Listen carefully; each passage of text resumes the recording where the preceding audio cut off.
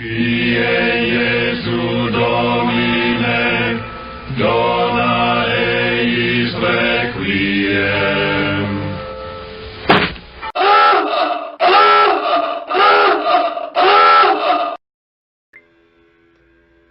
Good morning. And you heard the warning sirens and you see the hat. I just finished watching a video by Officer Tatum, YouTube personality I came across just in the last few days. Retired police officer. Said that men and women in law enforcement should call in with the blue flu. Or, as I'd like to call it, Covid-911. And self-quarantine for 2 weeks. Nationally. Now they won't do that because there are so many good men and women in law enforcement that take their job seriously, that want to serve and protect the public. A thankless job, made mainly in part because of the media, piled on by many in Congress, both Democrats, probably all of them, and a surprising number of Republicans, piled on by actors, piled on by academia. The cabal has come out against law enforcement. And I don't blame cops if they got sick for 2 weeks. And let's see how things go in the nation then. It would be pandemonium if they did that. And I wouldn't blame them. If I was a young man or woman, I wouldn't want to consider law enforcement right now. It is a terrible, terrible situation to take a few bad cops and turn in a big freaking lie of a narrative. Cops do not hunt black people. That is such a lie. Are there bigoted cops? Yes, because they're bigoted people. Guess what? Bigoted people come in all flavors, not just whites. So if I was law enforcement, I wouldn't want to do my job. I'd be considering a different, I'm going to go on personal security.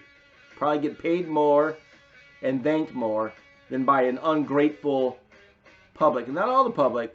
There is a silent majority who appreciate law enforcement. But nobody, virtually nobody on the media, in the media, does. As I said in the previous podcast, they are treating the police like veterans got treated after Vietnam. The media doesn't care about them either. Hell, they're committing suicide every day and the media doesn't care. The media doesn't care that black on black crime is the #1 leading cause of death for black lives among young men, African American men or black men. Let's stop with the African American. American. You are American if you are a citizen. Or let's use it for everybody. I am Anglo Gaelic American. Anyway, that's a side note. So just American. You're an American with certain descent, which should be irrelevant in what goes on in your life and how you act with character. I pray for our cops every day. Again, no passes for the bad ones, but shameful that our media and the people who think they are important are piling on the police and blaming them as if somehow they are the symbol for what's wrong in our society. Same thing with a white privilege. I deny that completely. I believe in American advantage. I think that was one of the people online. I am mighty glad I got born here. And I'm glad for all my parents' faults, they did a pretty good job giving me a foundation. And for people with lousy families, I'm so sorry you got a short stick. But you know what? Sweeter the victory if you rise above the limitations. You know, if you see yourself as a victim, you will be a victim forever. I am not a fan of victimology, except for Jesus Christ. Jesus is the ultimate victim. No one else need apply.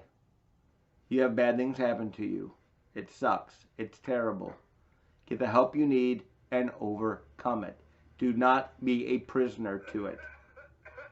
So anyway, it's just a mess. Praying for our cops. I don't know where it's going to go. If they were to do COVID-911, we'd be shocked And then people would be crying, where are our police? Well, you know what? They didn't show up because it's thankless. Because you're waiting for them to fail. And that is terrible. So anyway, hope everybody has a peaceful day. Hope the mob doesn't come to your neighborhood.